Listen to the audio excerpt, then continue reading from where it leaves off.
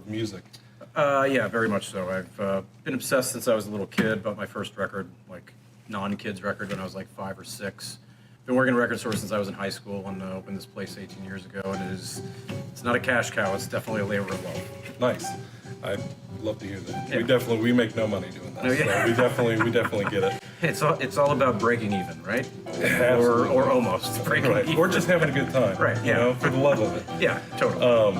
So, as we discussed before, it's a loaded question to ask you what your favorite albums ever are, your most loved albums, if Sure. you will. But say, you had to set the mood for a date night.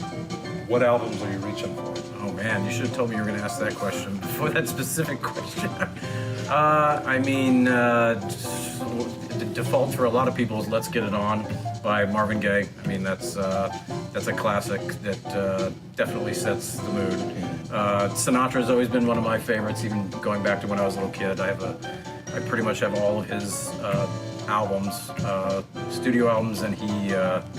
I don't know, just his voice and a lot of the Nelson Riddle orchestral arrangements and stuff are just beautiful. Miles Davis, "Kind of Blue," is another easy choice. The classics. Yeah, I mean there's a never-ending supply of romantic records and songs and stuff like that. I'm really bad at on call responding with specific albums. I have so many favorite albums and so much stuff that I listen to. Like when I'm put on the spot, my brain just shuts down. Right, I completely understand that. I had another question going off of that. I don't remember what it was. Shep, I know you're behind the camera. Do you have any questions? Well, originally gonna ask what's your favorite albums that you love the most? Oh, yeah. Well, yeah. Oh, me or you? I thought he was asking you. Well, I know mine. Well, I named the store after the Rolling Stones record, so that's obviously up there pretty high. Exile on Main Street. There'd be Tom Waits albums that I would pick. The Cure. There'd be some albums by them. Stevie Wonder. There's just almost too much to even choose specifically. But working in record stores as long as I have and being exposed to music the way that I have, my tastes are just so broad that there's always when I come to work, sometimes it's hard to choose what I want to listen to because I have too many records. I definitely understand that too. Yeah, this has been one of my favorite places to shop. No, thanks. In Champaign. I've been coming here for years. Yeah. No, you look familiar, but I'm bad with faces and names. So thanks for coming in over the years. Absolutely. It's hard to believe we've been over in this location already for 8 years after 10 years in the location down the street. I've sent people here when I worked other places that sold records. I send people to the places that sell records usually too. I don't always send them to Barnes and Noble or to Target or those kind of places unless they're looking for something very specific and I know that they might not be able to find it elsewhere. But I always send people to the other local shops, to Record Swap, to CU CD and Vinyl, and Furniture Lounge has records. Plant Mode has some records now, and that's one of the things about record stores. I've always thought is they're also different and specific that they can coexist and not necessarily be competition. I've never looked at Bob's store, Jesse's store as competition because we're all doing our own specific things and everybody's going to have whichever record store they gravitate towards the most and be their favorite. But odds are if you're buying records in this town and you live here, you're going to go to all 3 or 4 of them with regularity, but just one of them will be your primary one. And in Bob's store specifically, when it was on campus, it's still one of my favorite record stores of all time. That place and the location, being upstairs, and the cats that he used to have that would just be in there, and all the employees that worked there that were cooler than I thought I would ever be, or discovering craft work or different things, just walking in there. So I mad respect for anybody that wants to try to run a record store. What do you think is behind the renewed love in vinyl?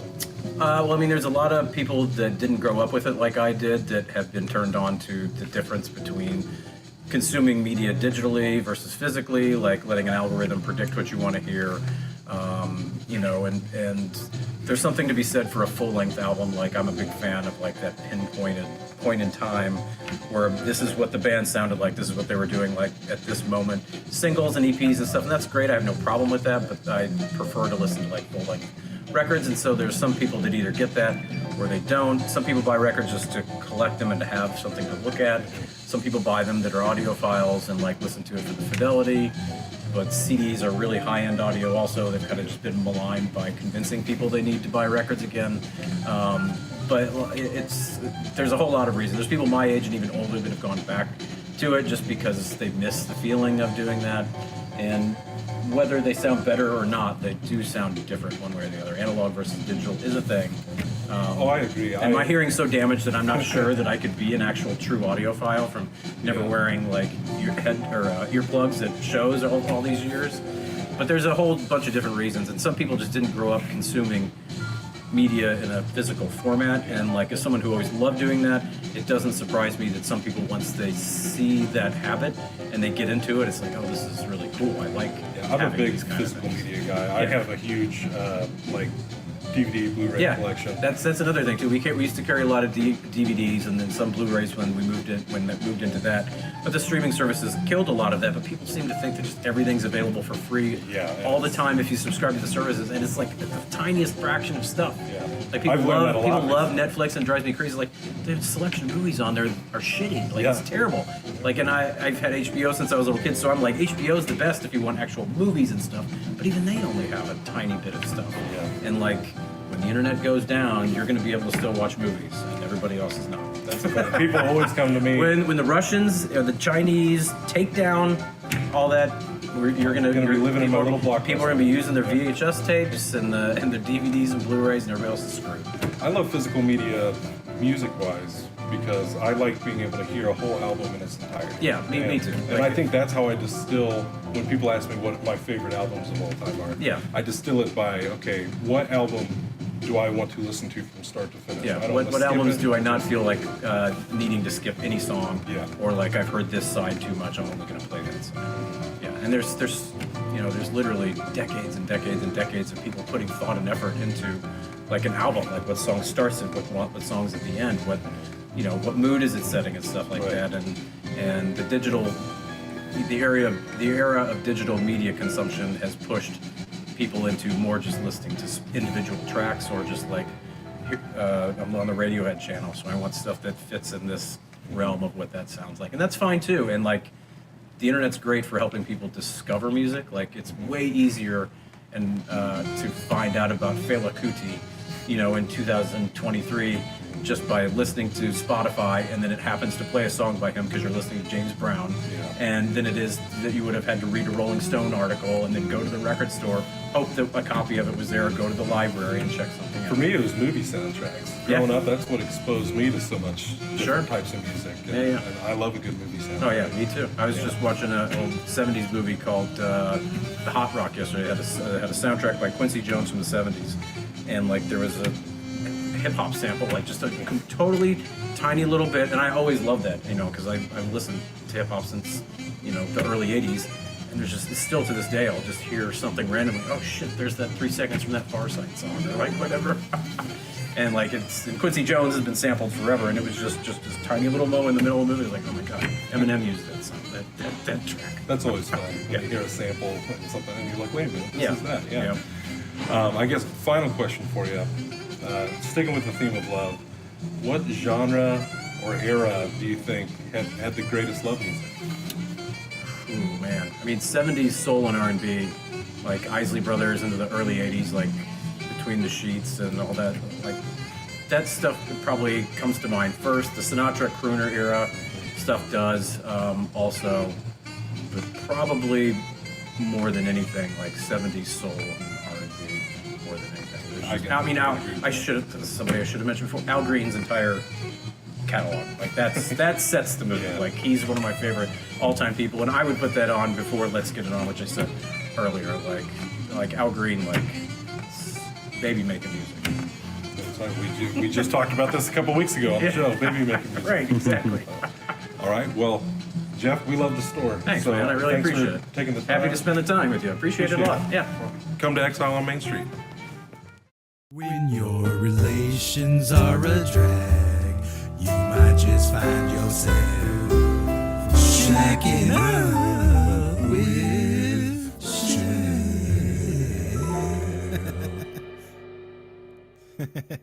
What's up, everybody? How's it going, man? I'm Shep, obviously, and it looks like you're shacking up with me tonight.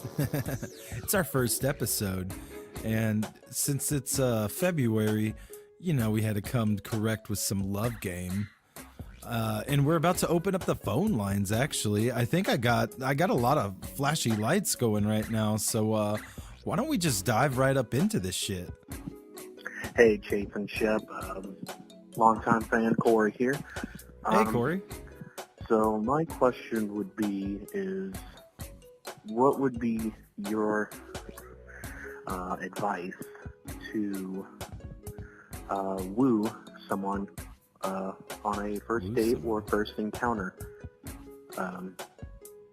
Whether that be with or without social media, or, you know, going to or not going to certain places, you know, just generally anything. What's your recommended ways to attract somebody, whether using social media or not, just kind of, you know, with the current state of things. Thank y'all. Oh man, well, there's a lot of ways you could play that one right there. Some dudes like to do peacocking. That was never for me.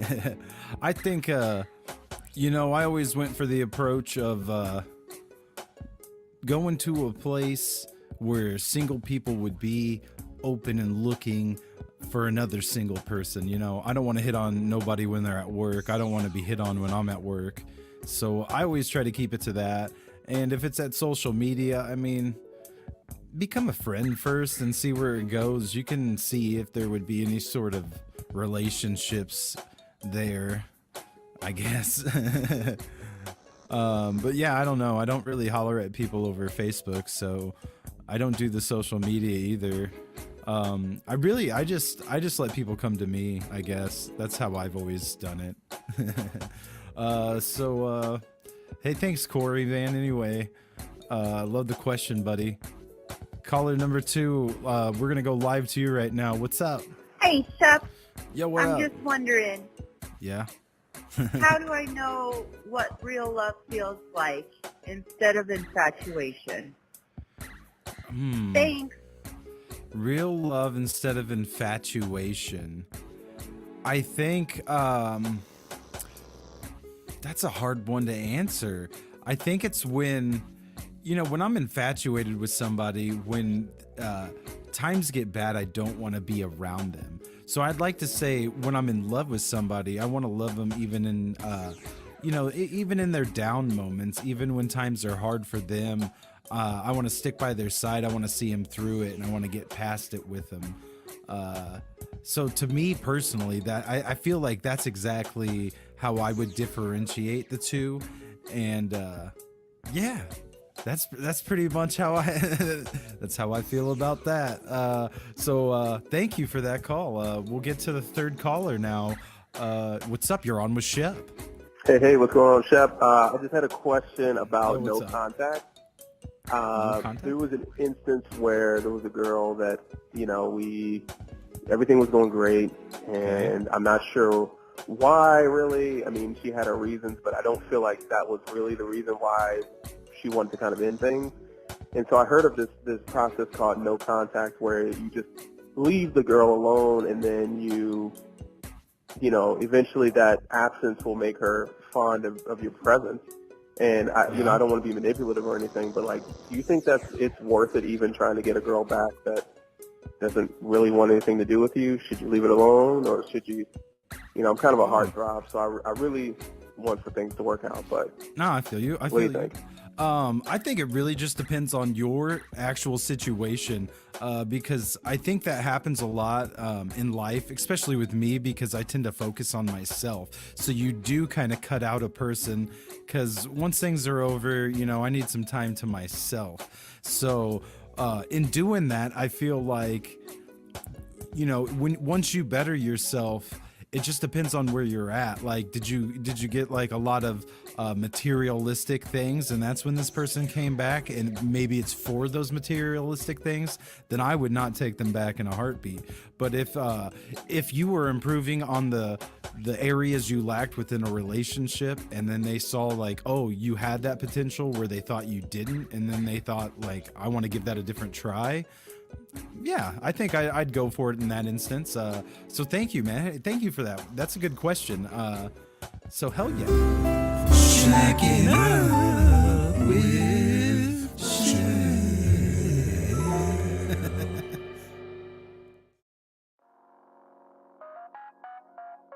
So we talk about comic books a lot on the show. Obviously, comic books kind of rule pop culture these days. Yes. But it's the month of love, so specifically, let's start off. Who are some of the best power couples in comics? Right now you've got Harley Quinn and Poison Ivy. That's a great one. I'm thinking of all my indie comics, trying to think of who's a good power couple in there. I'm not sure all the indie ones I read, everybody ends up dying by the end. That's exactly my problem. Yeah, I was like, so they it's were a a power problem. couple, and I do like a lot of the couples that I tend to like in comics are some of our like LGBT comics that we have. We've got a bunch on our shelf right now with just different forms of love that I feel like is power on its own. I was going to ask about that when I walked in. I noticed the pride flag and everything, and I was going to ask, what do you think the importance is of that kind of diversity in storytelling and everything, seeing these different types of love? It's so important. Even just having our flag out, I've had people that have stopped and are driving just right past, and they see our flag and they stop and they pull over and come in just because of it, which helps us to create a group here of people that feel safe and welcomed. We started our D&D game, which our one rule was just no homophobia, no transphobia, no racism, any of those things. And creating a safe space like that is something that's really important in our group and then in comics as well, for people to feel seen and welcomed and understood and things like that. So that's why we have our flag. It's why we have our whole section for LGBT stuff right next to our section for our personal favorites, which also happen to be all the LGBT stuff anyway. It's just all around important in the topic of love and acceptance. What are some LGBT comics that you would recommend for people to get started? So many. So I would say like Stone Fruit is a really good one if you're somebody that wants to understand the more negative sides of the dynamic of being a trans person or a gay person in a family and how that dynamic can go. It's a sad story, but it's educational. In mainstream comics, again, you've got Harley Quinn and Poison Ivy is one of everybody's favorites. And then you also have Superman's son, Jonathan Kent, has a boyfriend in the comics right now, I believe, as does the Tim Drake version of Batman's Robin, also has a boyfriend. So those are some great ongoing ones there. Yep. Then there's Bolero, which we have on our shelf as well. It's a great story just in general, but it also talks about relationships, love, heartbreak, things like that. There's inclusivity with all kinds of people, gay people, trans people. There's some polyamory in there as well, I believe. Yeah. Yeah. That's another fantastic book. Story-wise, it's great. Art-wise, fantastic. And then just inclusivity-wise and love-wise is also really great. In your opinion, what are some of the great love stories of comics? Oh. She's the one who loves love stories. She'll know about this. We didn't come with Let's just see. easy questions. You've got classic ones like Superman, Lois Lane, they're just like always together, even through troubled stuff. Fantastic Four, Reed Richards and Susan Storm, The Thing, Alicia Masters. They're just relationships that have been ongoing for 60, 70 years now. Everybody loves the Spidey kiss. Yeah, Peter Parker, Mary Jane. So There's a lot of like a lot of classic love ones. in comic books, especially that like stood the test of time. Oh, yeah. Like everybody that you just. And then there's ones like Batman and Catwoman that they get together and then they break them up, but everybody hates that. But Like and even Spider-Man, Spider-Man, they split them up. And What are some comics that you guys love? I love Fantastic Four. That's always been my comics. Just that's my go-to one. Captain Marvel, Indie World Saga. It's huge. It's great. We were just talking about. I couldn't get into it. Really? I couldn't get into it. Everybody loves Saga. I know. That's why it crazy. shocked me. I was like, I really thought I would like this. Yeah? But, Well, I do enjoy Saga, but I never finished it because I got into it, but not enough to like go through all the way to book like 17,000 or whatever the heck's It's only coming 10 out. books. Yeah, 17,000. My favorite book is probably The World of Adina. It's a Mobius book. We did have it on our shelf, but it just finally sold. I believe the creator is French, if I am remembering correctly. It's fantastic. I usually like indie stuff. That's probably my favorite, as well as like some of the others that we have on that shelf. Like Low is a fantastic book. Stone Fruit that I also mentioned are really great. Yeah, but Gardens of Adina or The World of Adina, that's my stuff. Bread and butter. For me, I will say this about Saga, that for me it was like, I'm not a prude by any means, but the language as opposed to the setting and the vibe in general of the story just felt so weird to me. I was like, why are these characters like cursing and talking the way that they are? And I actually love that author because I believe he also did The Runaways. And I love The Runaways. And I was like, this language makes sense in The Runaways. But in Saga, I was like, what is happening here? Like, why are they talking this way? It just really threw me off. It's so weird when you have a creator that you really like, and so you see that they come out with something else, and you're like, oh, that's awesome, and it's completely different. Like Scott Pilgrim versus the World. I'm sure everybody knows that. That creator is fantastic, and I love that book, and I love the movies. And that same creator just came out with a comic like 2, maybe 3 years ago called Snot Girl, that I personally very strongly dislike. Yeah. And I have to suppress that for people in case they do want to read it, but it's just so incredibly different, and it blows my mind that a creator can come up with something that is just fantastic and then come up with something that is just so different that it doesn't appeal to the same masses, you know? Yeah. What started your love for comics? So, for me, it goes back to when I was a kid. I think the first comics I got was like the Death of Superman arc, which was kind of a big deal when you're like 5 or 6 years old and stuff. And then my dad would take me to the comic shop and I started reading Fantastic Four and Hulk, I think, at the time, and Robin as well. So just kind of just fell in love with it and just kind of never went away. Yeah. I started reading comics a lot later in life than she did. I started reading them at probably like 19 years old.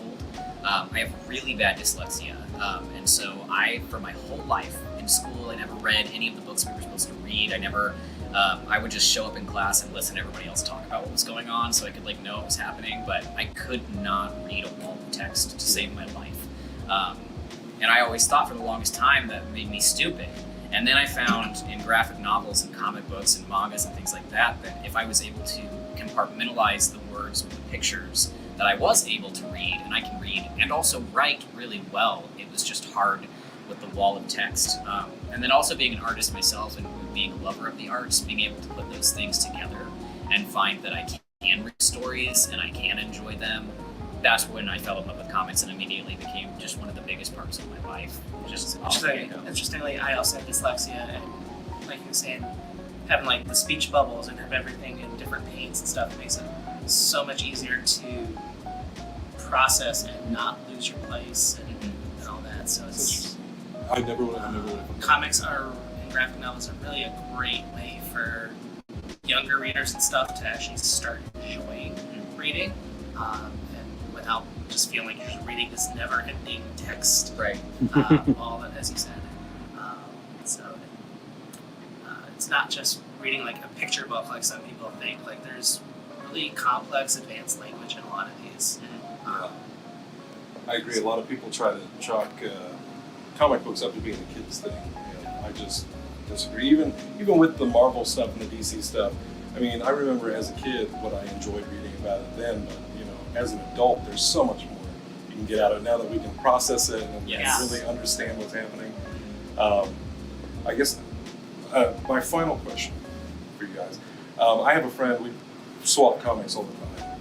And I'm more of a Marvel person. That's just the comics that I'll buy. And she will buy whatever. I mean, she's always just getting these last minute purchases and stuff. And so we'll swap back and forth. And that's how I get exposed to so many different comics. And I find it very difficult without her to just open up to new comics, I guess. And you know, how would you guys recommend getting into new stuff? Because I like to shake it up. I don't want to just read Marvel. I mean, for starters, coming in your local comic shop and asking, you know, hey, what's new or what do you recommend? We've got like our staff picks. We do comics that we pick every week, and we're going to be having some, once we get a little bit more space here, having some feature titles of current runs that we recommend for people. Otherwise, if there's somebody that you trust that seems to have good taste, you just stick with them. But yeah, it's really just about finding that, you know, small community of people that you can talk to about comics. Yeah, I would say for me, the way that I venture out, because I usually am like your friend, where I get just about anything, I go based off of the art. Because for me, if I am reading something and the story's fantastic, but the art isn't good, I hate to admit it, but I just can't read it. I just can't. And so I will just pick something based off of the art that I like. I'll go to like a half-price books or, you know, the library or whatever and sift through something and look at the art. And if the art is interesting, I'll read the whole thing. Yeah. And sometimes that ends up being a big old waste of time because I didn't like the book at all. But more often than not, it introduces me into a new author, it introduces me into a new genre of story. I love the art, I love the book, I go out and buy it, and I build my collection. So that's definitely how I would say that's a great way of doing it. It's just not paying attention to what the story's about, don't even know what it's about, right? Just make sure it's book number one. You like the art, go for it, read it. You might like it, you know, you might not. I know one book I started because of the art. I watched, what was that documentary? It was on Disney Plus. I don't know. It was the Marvel documentary, and each episode was about something different. But one of them was the artist behind Moon Girl and Devil Days. And I loved her art so much in that little documentary that I sought it out. And it's one of my favorite Marvel comics. That's another thing I was going to recommend is when you find an artist or writer that you really enjoy, just look for other stuff from them. Yeah. We talk about like Saga with Brian K. Vaughan. You know, he's also done some great works in Why the Last Man, Paper Girls, just fantastic resume that he's got. Yeah, I usually, if I see an author I like, I'll just keep going back for more. Well, I just went back to the 10 years of Brian Bendis. It's like, I love Bendis. He's made some of my favorite characters, and like Jessica Jones, I love Jessica Jones. Alias was a great series. Yeah. Always. You said you're an artist. Do you art, or do you lean art, story? I prefer story usually, but I mean, if it has terrible art, I'm probably not going to be into it. But I just want. My friend is also an artist, and so she's also usually focused in on the art of the comic books, whereas I'm a writer, so I do kind of. Another great way is, you know, in May we've got free comic book day, so you can get free comics and see if there's anything you like. Image is fantastic. They do what they call their image firsts. They're $1 for just issue number one of a whole bunch of different series that they've got. Yes. And it's a fantastic way to just find out, hey, am I going to like this? This looks interesting. And thanks to her, I love Image comics now. Yeah. I mean, it's They're one the of my best go-tos. publisher. Yeah. They're the best publisher. I will say it forever. So, Well, I think that's all that we got. Awesome. Thank you guys All right, for talking to us, and make sure to come on down to G-Mart Comics. Shackin' Up with Shep. I think we're at the fourth caller now. So caller 4, we're on to you. Hi, this is a question for Shep from Yo. Chase and Shep. What's up? My question is, what do you think is the hardest thing about love, and what do you think is the hardest thing about romance? Because they're not the same thing. Thank you. I would say the hardest thing about romance, let's tackle that one first, is how, everybody's perception of romance is different. So even though you might have something in your head that you think is very romantic, the person that you're trying to throw that at might not be receptive of it in a romantic gesture. So I think that, to me, that's the biggest struggle is, do you do the cliches? Do you try to do something unique and original? And it might not come off across the right way. The biggest struggles, I think, with love is loving somebody through their different phases. I think people change over time, and to love somebody through the ups and the downs and the different people they're becoming and being and used to be. I think that is usually the biggest challenge, because sometimes they might veer off from what, you know, you guys used to be into, what made your relationship strong. They might, you know, go off in a different, start getting some hobbies on their own. So that might cause some struggle on yourself that you might have to take care of, and you might have to love them through it. And then, you know, you guys might come back together in the end, even stronger. Very good question, though. Thank you for that. That's a really dope one. So I think we got another caller. So let's get to it. Hey, you're on with your boy. Hello, this is John Pocket, long-time listener, first-time caller. I just had a question.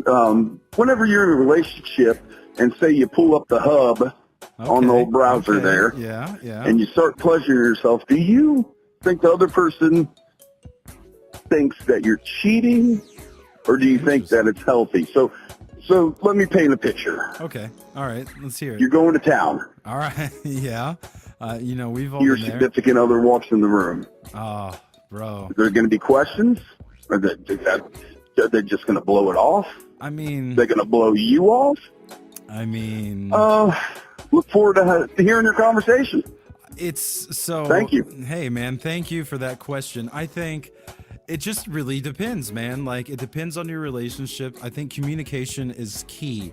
I think if it's a fresh relationship and you guys have been dating for a clean month or something and they walk in on that, they're probably going to freak out.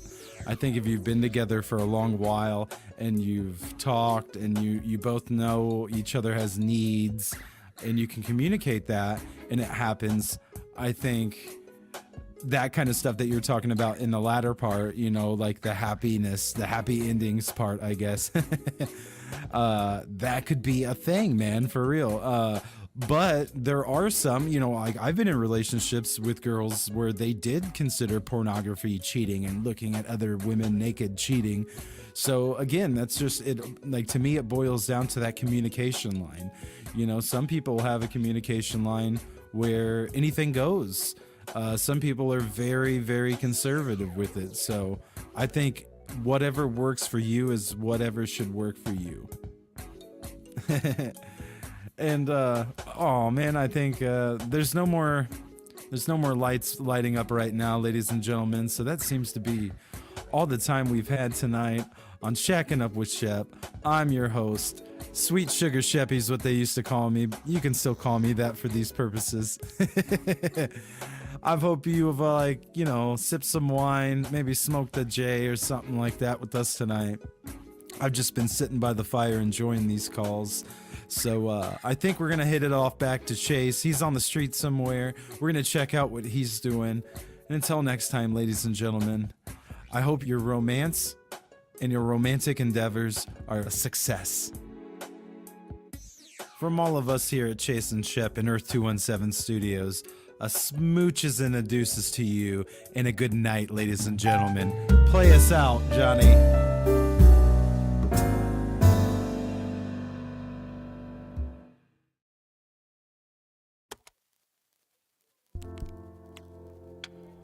I love this bookstore. I've been coming here for over a decade. Just getting that out of the way first. So my first question, do you read much romance?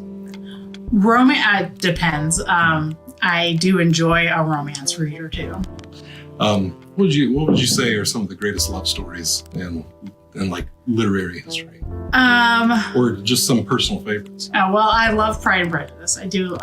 I know it's very cliche, but it's a classic love story.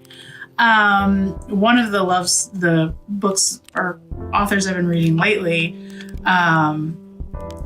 name is escaping my head, but her books are like Take a Break, Chloe Brown or something, and it's about, you know, it's women centric, where it's like these women are going through things and they're figuring things out for their own lives, but then they find the love of their life as well. So I love stories like that.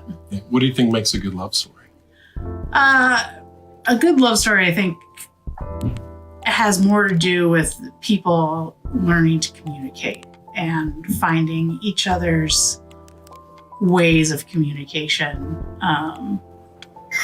and the conclusion being that they've finally overcome whatever communication hurdle they had. Shep, do you have any questions? I know you're the cameraman today, but your name's still on the show. As far as love in literature goes, I don't know, man. Like I said, I don't really read too many romance novels myself. Well, it could be outside of just the genre of romance as well. Yeah, I mean,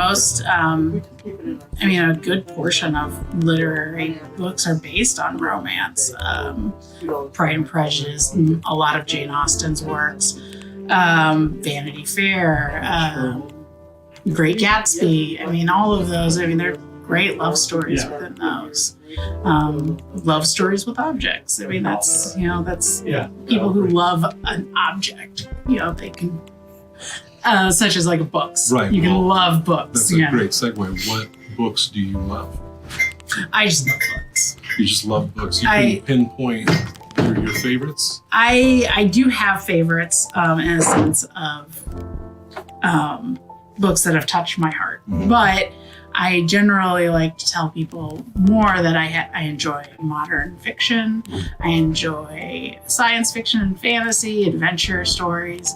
I enjoy memoirs and biographies and essays because I love books. Yeah. That's why I run the bookshop. But I love books. I love what knowledge they hold. So. What started your love of books?